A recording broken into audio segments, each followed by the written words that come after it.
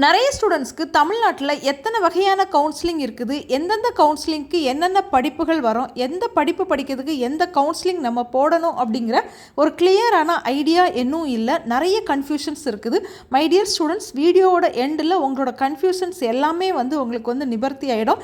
என்ன கோர்ஸ் படிக்கிறதுக்கு எந்த கவுன்சிலிங் நம்ம அப்ளை பண்ணணும், அதுக்கு என்ன எலிஜிபிலிட்டி வேணும் அப்படிங்கிறத நம்ம டீட்டெயில்டாக பார்க்க போகிறோம். ஸோ உங்களோட ரிசல்ட்டை நீங்கள் பார்த்ததுக்கப்புறம் நீங்கள் ரிசல்ட் பார்த்ததுக்கப்புறம் கூட இந்த வீடியோவை நீங்கள் பார்க்கலாம். இப்போ உங்களோட மார்க் உங்களோட கையில் தெரிஞ்சதுக்கப்புறம், உங்களுக்கு ஸ்கோர் என்ன அப்படிங்கிறது உங்களுக்கு தெரிஞ்சதுக்கப்புறம் நீங்கள் என்ன பண்ணணும், என்ன பண்ணக்கூடாது அப்படிங்கிறத பற்றி தான் நம்ம பார்க்க போகிறோம். ஃபஸ்ட்டு நம்ம என்ன பண்ணக்கூடாது அப்படிங்கிறத பார்த்துடலாம். ஃபஸ்ட்டு உங்களோட ரிசல்ட்டை பார்த்ததுக்கப்புறம் நீங்கள் என்ன செய்யாதீங்கன்னா, நர்வஸ் ஆகாதீங்க. எந்த ஒரு மார்க் உங்களுக்கு இருந்தாலும் அதை என்ன செஞ்சுக்கோங்க அப்படின்னா அக்செப்ட் பண்ணிக்கோங்க. படிக்கிறதுக்கு நிறைய படிப்புகள் இருக்குது. எந்த மார்க் இருந்தாலும் நம்மளோட தமிழ்நாட்டில் சூப்பரான படிப்புகளை தேர்ந்தெடுத்து படித்து நம்மளால் என்ன செய்ய முடியும்னா மேலே வர முடியும். ரெண்டாவது, அவசரப்படாதீங்க, பொறுமையாக இருங்க. எத்தனை கவுன்சிலிங் இருக்குது, என்னென்ன படிப்புகள் இருக்குது, அந்த படிப்புகளுக்கெல்லாம் என்ன மாதிரி எதிர்காலம் இருக்குது அப்படிங்கிறத தெளிவாக தெரிஞ்சதுக்கப்புறம் ஒரு படிப்பை என்ன செய்யுங்க அப்படின்னா தேர்ந்தெடுங்க. இல்லைனா எந்த துறையில் நம்ம படிக்க போகிறோம் அப்படிங்கிறத முடிவு பண்ணிக்கிட்டு நீங்கள் அடுத்து என்ன செய்யுங்க அப்படின்னா ஃபர்தராக ப்ரொசீட் பண்ணுங்கள். ரிசல்ட் வந்தாச்சு இமீடியட்டாக அட்மிஷன் போடணும்னு சொல்லி என்ன செய்யாதீங்க அப்படின்னா அவசரப்படாதீங்க. மூணாவது, குழம்பாதீங்க. இது படிக்கணுமா அது படிக்கணுமா அப்படிங்கிற ஒரு குழப்பத்துக்குள்ளே போகாதீங்க. உங்கள் மனசு உங்களுக்கு என்ன சொல்லுதோ, உங்களோட பேரண்ட்ஸ்க்கு உங்களுக்கு என்ன சொல்லி தராங்களோ அது எல்லாமே நீங்கள் எல்லாருக்கிட்டையும் டிஸ்கஸ் பண்ணி ஃபைனலாக உங்களுக்கு பிடிச்ச மாதிரி ஒரு கோர்ஸை என்ன செய்யுங்க அப்படின்னா தேர்ந்தெடுங்க.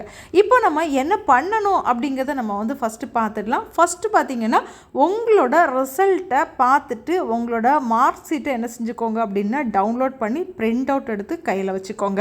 அடுத்து ரெண்டாவது, கட் ஆஃப் என்ன செஞ்சுக்கோங்க அப்படின்னா கால்குலேட் பண்ணிக்கோங்க. ஸோ எக்ஸாக்டாக என்ன கட் ஆஃப் வருதோ அந்த கட் ஆஃபை நோட் பண்ணி வச்சுக்கோங்க. ஏன்னா இப்போ உங்களுக்கு மார்க் தெரியும். ஸோ நீங்கள் கட் ஆஃப் பார்த்து என்ன செஞ்சுக்கோங்கன்னா நோட் பண்ணி வச்சுக்கோங்க.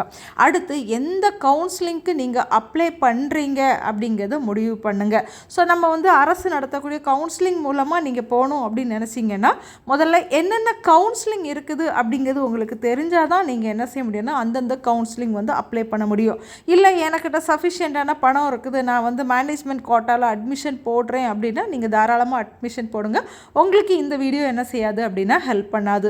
ஸோ தமிழ்நாடு அரசு நடத்தக்கூடிய கவுன்சிலிங் மூலமாக நீங்கள் ஒரு கோர்ஸுக்கு படிக்கணும் அப்படின்னா முதல்ல தமிழ்நாட்டில் எத்தனை வகையான கவுன்சிலிங் இருக்குது அப்படிங்கிறத இப்போ நம்ம ஒன் பை ஒன்னாக பார்ப்போம். First course MBBS BDS. இந்த எம்பிபிஎஸ் பிடிஎஸ் நீங்கள் படிக்கணும்னா நீட் ஸ்கோர் வேணும். ஸோ இந்த கோர்ஸ்க்கு நீங்கள் தமிழ்நாடு மெடிக்கல் செலெக்ஷன் கவுன்சிலிங் மூலமாக தான் நீங்கள் என்ன செய்ய முடியும்னா ப்ராசஸ் பண்ண முடியும். ஸோ நீங்கள் தமிழ்நாடு மெடிக்கல் செலெக்ஷன் கவுன்சிலிங்க்கு அப்ளை பண்ணணும். அடுத்து ரெண்டாவது ஆயுஸில் அண்டரில் வரக்கூடிய courses BAMS, BSMS, BUMS, BHMS. இந்த கோர்ஸ்க்கு நீட் வேணும். அதே நேரத்தில் பிஎன்ஒய்எஸ் அப்படிங்கிற கோர்ஸ் படிக்கணும்னா உங்களுக்கு நீட்டு தேவையில்லை. ஸோ இந்த கோர்ஸ்க்கு நீங்கள் அப்ளை பண்ணணும், கவுன்சிலிங் ப்ராசஸ் பண்ணணும் அப்படின்னா Tamil Nadu health and welfare department நடத்தக்கூடிய இந்த ஆயுஷ்கான கவுன்சிலிங்கில் நீங்கள் பார்ட்டிசிபேட் பண்ணி தான் என்ன செய்ய முடியும்னா நீங்கள் ப்ராசஸ் பண்ணணும். மூணாவது, இன்ஜினியரிங் கோர்ஸ் நீங்கள் படிக்கணும் அப்படின்னா இன்ஜினியரிங் கவுன்சிலிங் டிஎன்இஏ அப்படின்னு சொல்லுவோம். தமிழ்நாடு இன்ஜினியரிங் அட்மிஷன் கவுன்சிலிங்கில் நீங்கள் என்ன செய்யணும் அப்படின்னா ப்ராசஸ் பண்ணி பார்ட்டிசிபேட் பண்ணணும். அடுத்து art and science, Kalai and அறிவியல் கல்லூரிகள்னு சொல்லுவோம் இல்லையா, அந்த படிப்புக்கு நீங்கள் அப்ளிகேஷன் சப்மிட் பண்ணணும்னா தமிழ்நாடு அரசு நடத்தக்கூடிய காசா கவுன்சிலிங்கில் நீங்கள் என்ன செய்யணும் அப்படின்னா பார்ட்டிசிபேட் பண்ணி ப்ராசஸ் பண்ணணும். அடுத்து வெட்னரி கோர்சஸ்க்கு நீங்கள் அப்ளை பண்ணணும் அப்படின்னு நினச்சிங்கன்னா தமிழ்நாடு அரசு நடத்தக்கூடிய தனுவாஸ் கவுன்சிலிங்கில் நீங்கள் என்ன செய்யணும் அப்படின்னா பார்ட்டிசிபேட் பண்ணணும். இந்த கவுன்சிலிங்கில் நீங்கள் பார்ட்டிசிபேட் பண்ணுறதுக்கு, தமிழ்நாடு அரசு நடத்தக்கூடிய கவுன்சிலிங்கில் பார்ட்டிசிபேட் பண்ணுறதுக்கு உங்களுக்கு நீட் என்ன இல்லைன்னா தேவையில்லை.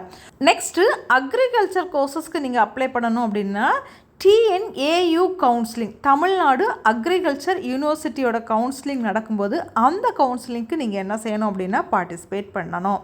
ஸோ அப்போ தான் உங்களால் நம்மளோட கவர்மெண்ட் அண்டரில் வரக்கூடிய காலேஜஸில் உங்களால் படிக்க முடியும். அடுத்து ஏழாவது, லா கோர்சஸ் ஏதாவது நீங்கள் படிக்கணும் அப்படின்னு நினச்சிங்கன்னா தமிழ்நாடு டாக்டர் அம்பேத்கர் லா யூனிவர்சிட்டியில் நடக்கக்கூடிய அந்த கவுன்சிலிங்கில் நீங்கள் பார்ட்டிசிபேட் பண்ணால் தான் என்ன செய்ய முடியும்னா தமிழ்நாடு அரசு லா கல்லூரியில் நீங்கள் என்ன செய்ய முடியும்னா படிக்க முடியும். கிடைக்கும். அடுத்து ஃபைனலாக பேராமெடிக்கல் கோர்சஸ், அலைடு ஹெல்த் சயின்ஸில் வரக்கூடிய நம்மளோட துணை மருத்துவ படிப்புகளாகிய டிகிரி கோர்சஸ், டிப்ளமோ கோர்சஸ்க்கு நீங்கள் அப்ளை பண்ணணும் அப்படின்னா தமிழ்நாடு மெடிக்கல் செலெக்ஷன் கவுன்சிலிங் மூலமாக தான் நீங்கள் என்ன செய்ய முடியும்னா அப்ளை பண்ணணும். இந்த பேராமெடிக்கல் கோர்சஸ் கவுன்சிலிங் நீங்கள் அட்டன் பண்ணணும்னு நினச்சிங்கன்னா நம்மளோட சேனல் தொடர்ந்து ஃபாலோ பண்ணுங்கள். நம்மளோட சேனலில் இந்த கவுன்சிலிங் ஸ்டார்ட் ஆகி முடிகிறது வரைக்கும் உங்களை என்ன செய்வோம் அப்படின்னா கைட் பண்ணுவோம். எந்த கோர்ஸுக்கு இப்போ எந்த கவுன்சிலிங் நம்ம அட்டன் பண்ணணும் அப்படிங்கிறது இப்போ உங்களுக்கு தெரிஞ்சிருக்கும். பட் இந்த கவுன்சிலிங்லாம் நம்ம எப்படி நடக்குது, இல்லைனா இன்ஃபர்மேஷன் எப்படி தெரிஞ்சுக்கணும் அப்படின்னு பார்த்தீங்கன்னா ஒட்டுமொத்த இன்ஃபர்மேஷனுமே அந்தந்த கவுன்சிலிங்க்குன்னு ஒரு வெப்சைட் இருக்குது. அந்த வெப்சைட்டில் தான் நமக்கு என்ன செய்வாங்க அப்படின்னா ரிலீஸ் பண்ணுவாங்க. இப்போ பேராமெடிக்கல் அண்ட் எம்பிபிஎஸ் பொறுத்தவரையில் பார்த்தீங்கன்னா medical-selection.org அப்படிங்கிற வெப்சைட்டில் ரிலீஸ் பண்ணுவாங்க. அதே மாதிரி ஆர்ட் அண்ட் சயின்ஸை பொறுத்தவரையில் காசாவோட வெப்சைட்டில் நமக்கு என்ன செய்வாங்கன்னா ரிலீஸ் பண்ணுவாங்க. இன்ஜினியரிங்கை பொறுத்தவரையில் டிஎன்இஏன்னு வெப்சைட் இருக்குது, அதில் ரிலீஸ் பண்ணுவாங்க. லா கோர்சஸை பொறுத்தவரையில் உங்களுக்கு தமிழ்நாடு டாக்டர் அம்பேத்கர் லா யூனிவர்சிட்டிக்கான வெப்சைட்டில் என்ன செய்வாங்க அப்படின்னா ரிலீஸ் பண்ணுவாங்க.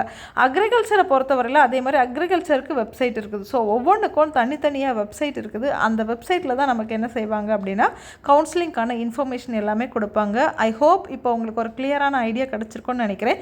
இன்னும் உங்களுக்கு கிளியரான ஐடியா கிடைக்கலன்னா ஒவ்வொரு கோர்ஸுக்கும் கைட் பண்ணுறதுக்கு நிறைய யூடியூப் சேனல்ஸ் இருக்குது. அந்த யூடியூப் சேனல்ஸ் எல்லாம் நீங்கள் ஃபாலோ பண்ணாலே அந்தந்த கோர்ஸுக்கான கைடன்ஸ் உங்களுக்கு கிளியராக கிடச்சிடும். தேங்க்யூ.